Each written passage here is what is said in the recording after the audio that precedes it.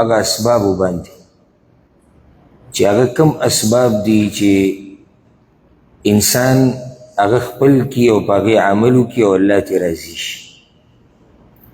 نو ټول نه لوی سبب به نن بیانو او د ټولو نه اولنۍ لاره د الله د راضي کولو چې هغه زما مقصد دی د الله راضي کول او ستاسو او د هر مسلمان بنده چې دې دنیا ته راغلی دی نو هغه دا وایي چې زما رب زما خالق زما الله زما نه راضي شي. د ټولو نه لویه لاره او د ټولو نه اولنی سبب هغه د الله رب العزت یک یوازې بندګي کول. اوس کیدای شي یو کس ماته دا ووایي چې دا اوس څه خبره شوه چې یو سړی مسلمان یو کلمه وایي خو دی خالص د الله بندګي کوي که نه یاده کوي دا خبره هر کلمه ویونکی د الله خالص بندګي نه کوي. ډېر داسې خلک شتي چې هغوی کلمه وایي او ډېر داسې خلک شتي چې هغه دا مني چې الله زموږ رب دی، الله خالق دی، الله رزق راکوي، الله موږ پیدا کړي و، الله به موږ مړه کوي. سره د دې هغه ډېر مخلوقات د الله سره برخدار کړي دي. او که یو سړی ډېر محنت وکړي که نه لکه زه تاسو ته دا وایم که یو سړی د الله رب العزت 100 کاله بندګي وکړي 100 کاله او د ده دا عقیده نه یا د الله سره یو مخلوق له معمولي برخه ورکړي د ده د ټول اعمال برباد دي. الله رب العزت دا خبره خپل پیغمبر ته کړې ده او باقي پیغمبرانو ته په قرآن کې دا خبر راغلی لئن اشرکت که چېرته ای پیغمبر تا د الله سره برخدار جوړ کړو که نه نو ستا دا عمل به برباد شي. اوس چې پیغمبر صلی الله علیه وسلم سره په دې کې ګنجایش نشته او هغه دا کولی نشي خو الله دا خبره موږ ته اورئ چې ګوره د پیغمبر سره په دې کې ګزاره نه کېږي نو د بل چا سره به ګزاره وشي. که ته 100 کاله د الله عبادت وکړې لمونځ کې او روجې نیسې او زکاتونه او حج او جهادونه او اذکار او هر څه کې خو د الله سره د یو مخلوق برخدار کړی دی که نه الله تعالی نشي راضي کېدی. دا خبر په دې زړه باندې ولیکه.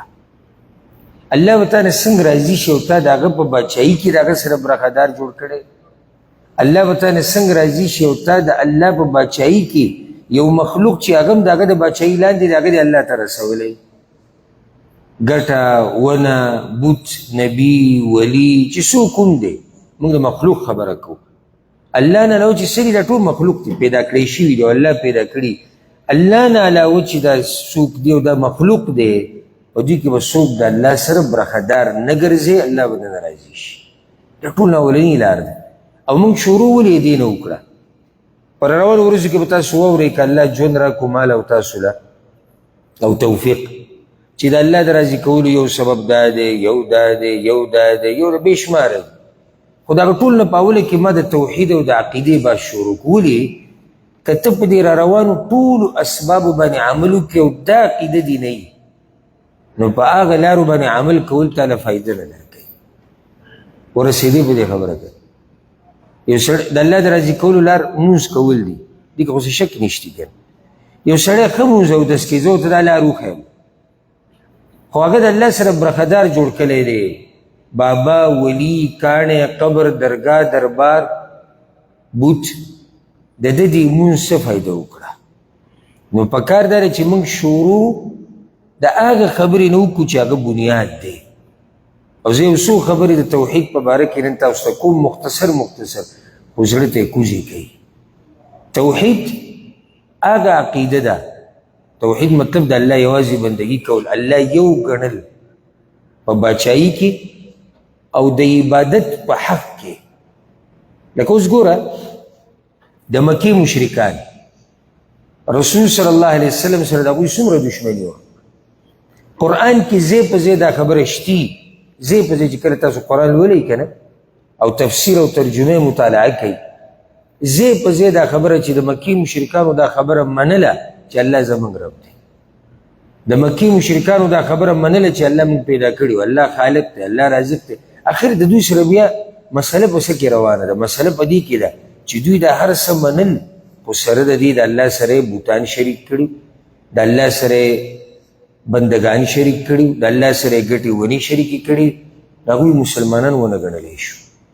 اوس یو سړی ځان ته مسلمان وي او کلمه وایي او د الله سره برخدار جوړوي، نو د دې کلمې او د دې اسلام منلو دله څه فایده ورکړه؟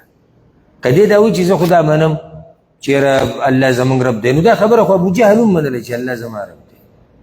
که یو سړی وایي زه خو دا منم چې الله رازق دی، نو دا خبره خو ابولهب هم منله چې الله زما رازق دی، رزق راکوي. مسله به هغوی کې څه وه چې د الله سره نور برخداران جوړ کړي او په ده کې هم دا مسله ده، خو دې ځان ته مسلمان وایي. صرف فرق دا دی په ده کې هم دا مسله د الله سره برخداران جوړ کړي دي. نو فرق د کوم ځای نه راغلی؟ فرق چې کوم موږ او هغوی کې راځي هغه دا دی چې موږ دغه خبرې منو کومې چې هغوی منلي، نو د هغې د لاسه موږ د الله سره څوک برخدار نه ګرځو په عبادت کې، کائنا من کان، که هغه هر څوک د الله سره برخدار په دې کې نشته. د الله حق دی خالص، د سجده لګول، د تندې ټیټول، د یریده په داسې طریقه لکه څنګه چې د الله نه پکار ده، د توکل، د عاجزي، د هر څه یوازې د یو الله حق دی، دې کې بل څوک نشي شریک کېدی. که هغه هر څوک د رسول صلی الله علیه وسلم نه غوره په دې مخلوقاتو کې بل څوک نشته. دا خو زموږ ټول ایمان دی، خو بیا هم ګوره موږ مخلوق وي مخلوقاتو کې. اوس که څوک رالېږي دا رسول صلی الله علیه وسلم د الله سره برخدار جوړي، څومره ظلم وکړو. یو به راشي وایي به چې یاره تاسو د پیغمبر سره محبت نه کوئ. نه، خبره د دې نه ده، خبره د دې ده چې خالق خالق دی، مخلوق مخلوق دی. موږ د پیغمبر سره ډېر محبت کوو، ځان ته قربانو، خو آیا اوس داسې کار روا دی چې موږ دا مخلوق راوالو او خالق ته ورسوو؟ رسول الله وسلم پخپله د الله بنده و، دا خو تاسو هم منئ، موږ یې منو، هر بلکې ماشوم یې مني. او الله قرآن کې وایي تبارک الذي نزل الفرقان على عبده، برکتونه والا دی هغه ذات چې دا قرآن په خپل بنده رالیږلی. ګوره پیغمبر ته یې بنده ویلی دی، نو چې د پیغمبر نه څوک اوچت نشته او دا پیغمبر ته د الله سره برخدار نشي ګرځولی، نو بیا ما ته بل څوک وښایي هغه ته څنګه برخدار ګرځي؟ لوی ځوان، پیر بابا، بل بابا او فلانه او علانه چې څومره ذکر کې، د دوی ذره برابر د الله په باچایي کې برخه نشته. قرآن کې الله دا خبره موږ ته ذکر کړې ده، سورة الروم کې الله وی دا غلام چې دا مرې پخوا به دا غلامانو، اوس خو نشتي، خلکو په پیسو باندې اخیستو، یا به چېرته مسلمانانو کافرانو سره جنګ وکړو به یې کې به یې راوستو. الله وی دا غلام ستاسو په شان انسان دی. دې مثال ته ګوره، دا غلام ستاسو په شان انسان دی. آیا ته دا غلام په دې خپل جیداد او مال کې ځان سره برخدار ګرځې؟ نه ګرځو مونږ. غلام پرېږده، زه دا خو الله موږ له غلام مثال راکړو چې زمونږ په شان آزاد دی، زمونږ کلیوال دی، او زمونږ نسبي دی، او د دې نه م رانږدې شه زمونږ خپل دی، او د دې نه م رانږدې شه زمونږ رور دی. رور د یو مور پلار نه پیدا دوه کسان دي، خو د دوی جیدادونه جدا دي. دوی کې دا یو د دې بل برخه ځان سره مني؟ راشه موږ به مرګونه کوو. ولې؟ ځکه چې ده دعوه کړې ده چې 15 فوټه پکې زما ځای دی، 15 فوټه موږ به مرګ کوو. او د الله سره ته مخلوق شریک کې، بیا دې له نوم د عبادت ورکې، بیا دې له نوم د بزرګۍ او د دیندارۍ ورکې. څنګه الله په دې راضي شي؟ څنګه به تا نه الله راضي شي او تا د هغه په باچایي کې مخلوق شریک کړی دی؟ مونږ خو ګوره زه مخلوق یم، مخلوق ځان سره نه منم چې زما جیداد کې دې ما سره شریک شي. ته مخلوق کې ته مخلوق نه ماني، نو د خالق سره مخلوق څنګه برخه ده؟ د الله سره د هېڅ چا برخه نشته و باچایي کې. یک یوازې مونږ وایو منځ کې قل هو الله احد، ووایه الله یک یوازې ده، یک یوازې په باچایي کې. د بندگان چې کوم عبادت کوي په دې کې، په نومونو کې، په صفاتو کې، په شان کې، په ذات کې د الله په شان څوک نشتی، نه د الله سره څوک برخدار دی. ټول نه اولنۍ لار ده. او زه تاسو ته د زړه د کومې نه د یو ورور، د یو ملګري، د یو مشر، د یو کشر په حیثیت دا خبره کوم چې توحید مضبوط راونیسئ. ولې چې کله یو سړی مړ شي که نه او د ده عقیده صفا وه او نور ګناهونه یې کړي نو امید دی چې الله به یې وبخي. خو که چېرته ده د الله سره برخدار جوړ کړی، د الله نه علاوه نورو ته سجدې لګوري، د الله نه علاوه نورو ته په هغه کارونو کې رامدد شویلی چې هغه د الله خاص کارونه دي، یا یې طوافونه کړي د درګاهونو دربارونو نه، یا یې داسې عقیدې ساتلي په مخلوق پورې چې هغه صرف د الله دپاره دي، یاره که د 1000 کاله نور عبادتونه کړي دی به جهنم ته ځي که به دې حال مړ شو. توحید واورئ، توحید څه ته د توحید دپاره خو الله موږ پیدا کړي، الله موږ د توحید دپاره پیدا کړ. یو سړی به وایي چې دا خو بله ورځ خبره کېده چې الله موږ خپل عبادت له پیدا کړو. نو عبادت څه ته وایي؟ خالص د الله بندګي کول. توحید دپاره خو الله موږ پیدا کړي. د دې توحید لوز الله زموږ نه په عالم ارواح کې اغستی. دا خبر په سورة الاعراف کې الله وایي وَإِذْ أَخَذَ رَبُّكَ مِنْ بَنِي آدَمَ مِنْ ظُهُورِهِمْ ذُرِّيَّتَهُمْ وَأَشْهَدَهُمْ عَلَى أَنفُسِهِمْ أَلَسْتُ بِرَبِّكُمْ. قرآن کې دا خبره د حدیث کې د رسول صلی الله علیه وسلم وی کله چې الله رب العزت آدم علیه السلام پیدا کو د هغه د ټول بچي الله هغه ته ښوولي، دا ټول چې څومره انسانان دي الله هغه ته ښوولي په عالم ارواح کې ودي، دا ټول یې ورته ښوولي د هغه مخې ته. بیا الله د دې ټولو نه د یوې خبرې لوز واغست او ټول یې ګواهان کړو. الستو بربکم، زه ستاسو رب یم که نه؟ قالوا بلا شهدنا. دی ټولو دا وی او یا الله موږ په دې باندې ګوایو چې ته زموږ رب یې. توحید دا دی چې په عالم ارواح کې الله رب العزت زموږ ټولو نه لوز د دې خبرې اخیستی چې زه ستاسو رب یم، زما به یک یوازې بندګي کوئ، زما سره بل څوک برخدار نه جوړوي. دا هغه فطرت دی چې الله به موږ پیدا کړي. او ځکه ګوره حدیث کې دا راځي رسول صلی الله علیه وسلم وی کل مولود یولد علی الفطره، هر ماشوم په فطرت پیدا کیږي. یعنی که یو ماشوم پیدا شو که نه او تا داسې پرېښو داسې دې پرېښو نو دی به دا خبره د په فطرت کې پرته ده چې عبادت د مخلوق نشي کېدی، ځکه چې مخلوق زما په شان دی. عبادت ته خالق به کېږي چا چې زه پیدا کړی یم. خو رسول صلی الله علیه وسلم مور پلار ته یا یهودی جوړ کړي، یا ته نصرانی جوړ کړي، یا ته مجوسی جوړ کړي. دا د فطرت خبره. لکه زه اوس تاسو ته ګوره ښه دا خبره واضحه کړو. یو سړی دی هغه قبر ته پروت دی یا ونې او ګټې ته پروت دی، صحیح شو، او د هغې عبادت کوي. عقل او فطرت بغیر د دې نه چې ته قرآن او حدیث واورې، عقل او فطرت دا وایي چې ګټه به دله څه ورکړي، ونه به دله څه ورکړي، د خاورو ډېرې به دله څه ورکړي. دا پلانې پیر او بابا او ولی او نیک عمله سړی ښه سړی و، موږ دا خبره نه کوو، اخو مړ شوی دی او هغه د ده په شان او اوس د ده نه زیات کمزوری دی، د ده نه زیات کمزوری، به دله څه ورکړي. دا خبره عقل او فطرت وایي. که نه زما دا خبره غلطه ده؟ عقل او فطرت دا خبره مني.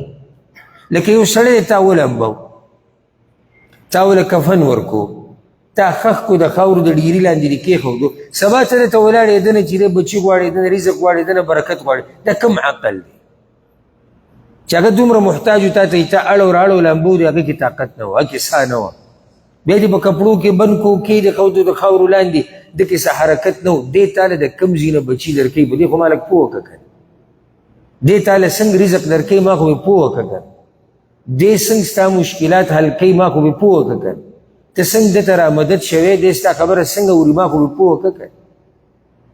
او ځکه ګوره ما ملګرو ته ورځ درس کې دا خبره کړې ډېره اهمه ده، بیا یې درته کوم. یو سړی لاړ یو دربار او درګاه له د یو بزرګ او هلته ولاړ دی او چغې ویي دته چې ما له پلانې کار وکړه، ما له پلانې کار او مالګې سټي او نظرانې او منښتې او طوافونه او تاسو به لیدلي. اوس زما سوال ستاسو ټول نه دا دی او په دې خبره کې به سوچ کوئ.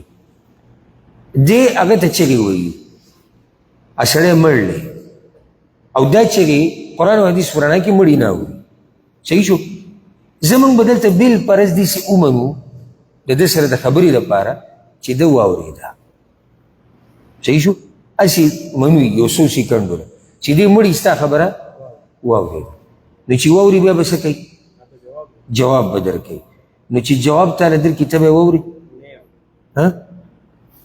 چې تاله جواب درکړي ته به یې واوري؟ ولې نه اوري؟ هغه درنه ښه اوري کېدی، هغه مړی که خبرې وکړي ته ژوندی نه اوري، نو ستا د ژوندي دی دا مړی څنګه اوري د خاورو لاندې؟ نو بیا خو هغه ژوندی دی او ته مړی مړ بیا ته یې، ځکه چې ستا هغه واورېده او ته د هغه نه اورې، نو بیا هغه خاورو لاندې چې پروت دی هغه ژوندی دی او ته مړ یې. عجیبه فلسفه ده. منګه خښ کو منګ ولمبو زمونږ په شان مخلوق زمونږ په شان انسان یاره وي پیر صاحب دې الله وبخي د اخري ورځو کې ډېر بیمارو ډېره سخته یې تېره کړه، ډېره سخته الله دې وبخي. بیا د پیر صاحب قبر ته دی ولاړ دی ماله روغ صحت راکړه.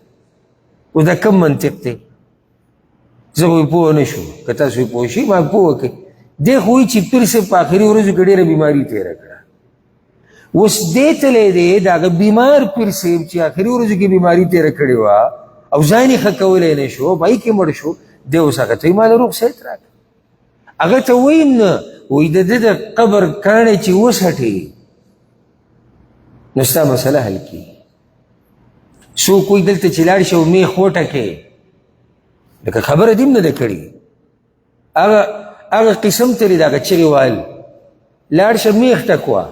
خبره مې ویډیو ولیده او دومره میخونه خلکو پرې دیوالونو ټکوالي. سبا کې که ته دا وایې چې ستا حاجت او مراد پوره کړي دا پلانې او الله نه، نو ته به هلته میخ ټکوې. هسې دا فطرت او عقل مني؟ الا دا چې مشران چاته دا قصې وښیي هغه پې بیا لګي دې پې هم شکي، زما دې په الله قسم دې پې شکي، خو ظاهره کې دا خبره کولی نه شي، یېرېږي. که زه دا ووایم نو خلک به راته وایي چې له تا څه کیسه راواغسته. یو پکې دی د هغه دربار او درګاه سره پرتګونه خلکو جوړن کړي دي، پنجاب کې دی که په سند کې دی، کېدای شي تاسو هغه ویډیو لیدلي. ته به هلته ځې پرتګ به خپل جوړندې نو ستا حاجت به پوره کړي. اوس دې کې څه کمال دی چې پرتګ به جوړندې؟ نو دا اوس ما ته پته نه شي، دا د هغوی نه تپوس کول. یو دا دی تاسو ماسخوتن منځه راغلی فرق ته ګوره، ته رالې د خالق درله دا د مخلوق در نه دی. سجده دی ولګوله، مونځ دی وکړو، ودې چړل پکې، الله ته دې فریاد وکړو. یو دا غوښتنه ده او عبادت، یو دغه دی مخلوق په مخلوق پسې تللی دی او پرتګ یې ورته جوړن کړی دی. دا عقل مني؟ دا فطرت مني؟ اخر هغه چغه موږ نه منله، نو اوس د پرتګ مسله پکې راووته. یو دی دغه خواله چې ورځي نو هلته یو کس ورسره خوا کې ناست هغه سره صوباړی، نو هغه به دله دا ککرۍ وایي، نو حاجت به دې پوره شي. نو هغه ما لیدلی بره ناست دنګ او دا خلک داسې راځي کته او هغه صوباړی کړنګ به لګوي سر دی به راځي.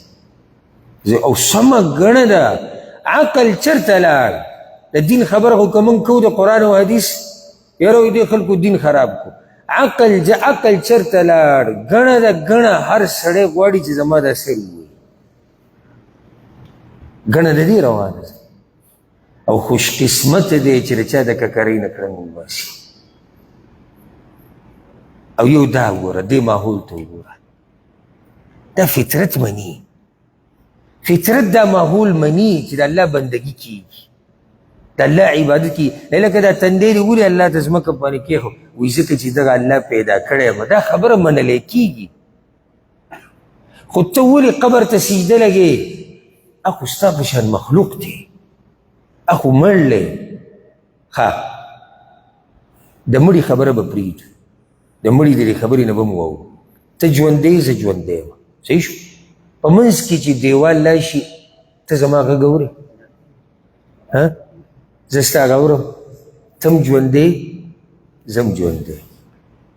څنګه آخر من کې چې یو مړ شي هغه بیا د ژوندو خبرې اوري اخر دا څنګه کېږي په دې څه دلیل تعلق د هغه ذات سره جوړ که الله څه وایي الله لا اله الا هو الحي القيوم لا تأخذه سنة ولا نوم الله یوازې د عبادت حقدار دی ولې الحي همیشه ژوندی دی مرګ پرې نه راشي که ترې چا سره تعلق جوړ کړي داسې لکه کوم چې د الله سره دی او دی مړ شو نو بیا نو مرګ خو په الله نه راځي القیوم دا څومره چې نظام چلیږي او تدبیر کوونکی نظام چلوونکی هغه دی خوب خو پرېږده د خوب دا سر دا جټکه دا پرکالی دا پې نه راځي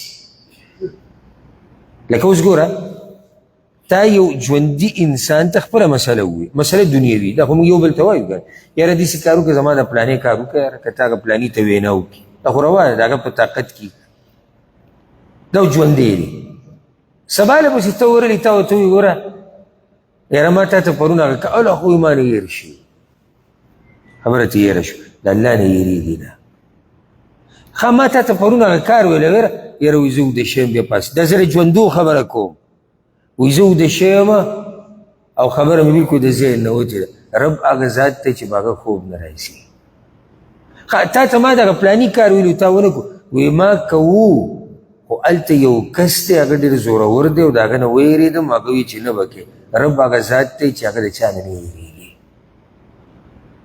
څنګه موږ داسې رب پرېږدو او مخلوق ته لاړ شو زه بار بار دا خبره کوم سزا د دې خبرې چې کله دې د رب در پرېښودو که نه نو کله به د یو په درې کله به د بل په درې او در په در به او چې کله دې د الله در راونیو که نه دقه یو در به عزتمن به نه به ذلیله کېږي نه به مخلوق ته سجدې لګوي لکه څنګه چې تاسو د ویډیوګانې کتلي دي نه به د چا د قبرونو نه تاویږي نه به دله څوک سر وهي نه به دله څوک ګزار درکوي نه به دله څوک پیسې خوري نه به د سره څوک زیاتې کوي نه به درته د دروغو کیسې کوي نه به د پورې مسخرې کوي ښه په حیا او په عزت کې به ژوند تېرې خالص د خپل رب بندګي به کوې ته چې جومات ته رالې او ووتې عزت دې ښه سیوا شو عزت دې کم نه شو ښه سیوا شو خو چې کله ته د مخلوق درله ورلې نو څومره ته ذلیله شو هغه یو ویډیو به تاسو لیدلی دی د پنجاب کې یو درګاه ده او پته نه شي چې کومه ده کم دا مشهور دربار کومه ده دا تا گنجبخش هغه دی دا تا دربار د هغې هغه دروازې چې کولاو شوي په دې چې څوک ننوځي دا جنت دروازه ده ویډیو به تاسو لیدلی نو هغې ته خلک ولاړي پولیسانو ته ولاړي چې دا دروازې کولاو شي چې غوغا نه وي جوړه ځکه چې هر سړی وي چې زه به جنت ننوتې اوس دا خبر عقل مني تاسو ماته وایي الله به کور کې ناست دا فطرت مني یعنی زه جنت ته ننوته غواړم او یو انسان چې یو څو کاله مخکې مړ دی دا هم نه چې سوونه کلونه شي د هغه د قبر او د در او د دربار په دروازې چې ننوځم جنت ته ځم که دا کار کېدی که نه او داسې وې نو د دې بیا ډېر حقدار رسول صلی الله علیه وسلم چې څوک د هغه د روضې په دروازه ننوځي دی به جنتي خو داسې خو څه نه دي راغلي نو دی بیا څوک دی الغرض د ذلت خبره مې کوله نو چې دا دروازې کولاو شي که نه او دا پولیسان او دا دننه درباریان کوم چې پیسې به دې ګټي حقیقت دا دی هغوی د دروازو دې غاړو ته ولاړلې او چې کم یو راننوځي به دې سټ کې وایي زر او په دې سټ کې وایي او دې سټ کې وایي هسې ما سوچ کوو دې ذلت ته وګوره دا خو د دنیا ذلت دی چې د آخرت هغه به څه دی دا ذلت ولې په دوی الله مسلط کو چې کله دوی د الله در پرېښودو نو دغه ځکې ذلیله شو او د الله در هغه عزت او عزت توحید د توحید دپاره خو الله پیغمبران رالیږلي دي الله وایي په قرآن کې وما أرسلنا من قبلك من رسول إلا نوحي إليه أنه لا إله إلا أنا فاعبدون هر پیغمبر چې الله ما لېږلی دی نو اولنۍ خبره ورته موږ دا کړې ده چې د عبادت حقدار یوازې زه یم زما بندګي وکړي دعوت شروعات تدیزی نکیگی ها ولقد بعثنا فی کل امت رسول ان اعبدوا الله هر امت تما پیغمبر لګل دی یا الله ولی دی لګل دی چې زما بندگی وکړي منځ ورسته دی روزه ورسته ده زکات جهاد حج اذکار صدقه جړاګانی یرا تو ارس ورستو دی اولنی خبره سره خالص الله بندگی دې لپاره پیغمبران لګل شي اجزه تاسو ته بطور نمونه یو څو آیتونه بیانونو دي کې سوچ کوا الله د ډیرو پیغمبرانو تذکره کړی دی چې ما لېږلي دي هغوی څه ویلي دي لقد ارسلنا نوحا الى قومه الله ما نوح علیه السلام دغه قوم ته لېږلی هغه څه ویلي چې روجې نیسئ شروع یې دې نه کړې مور پلار سره ښه کوئ لین دین صحیح ساتئ دا وروستنۍ خبرې دي ځکه چې دا اله قبلیږي چې کله بنیاد برابري هغوی شروع د بنیاد نه کړې ده څه فقال يا قوم اعبدوا الله ما لكم من إله غيره هغه دا چغه وایلی وه چې ای قوم زما بندگی و خالص د الله کوئ د الله نه علاوه څوک د عبادت حقدار نشته سورة الاعراف کې مخکې راځي وإلى ثمود أخاهم صالحا الله وی ما سمودیانو ته د هغوی ورور صالح علیه السلام لېږلی څه ویلي ده قال يا قوم اعبدوا الله ما لكم من إله غيره یا ای قوم زما خالص د الله بندگی به کوئ د هغه نه علاوه څوک د عبادت حقدار نشته مخکې الله وی وإلى مدين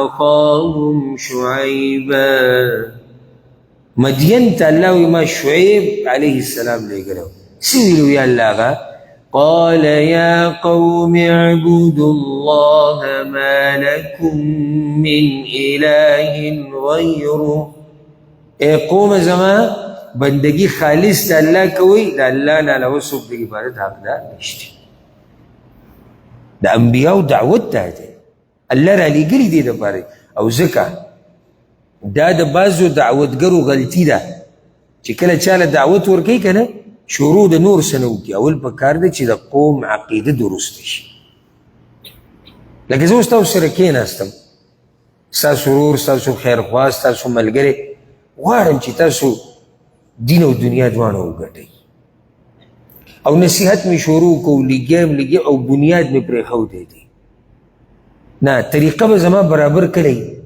چې زه تاسو سره خبره د بنیاد نه شروع کړم نو که بنیاد زمونږ کې د چا کمزوری نو هغه به برابر کړي نو را روانو خبرو باندې که عمل وکړي نو هغه به له فایده ورکړي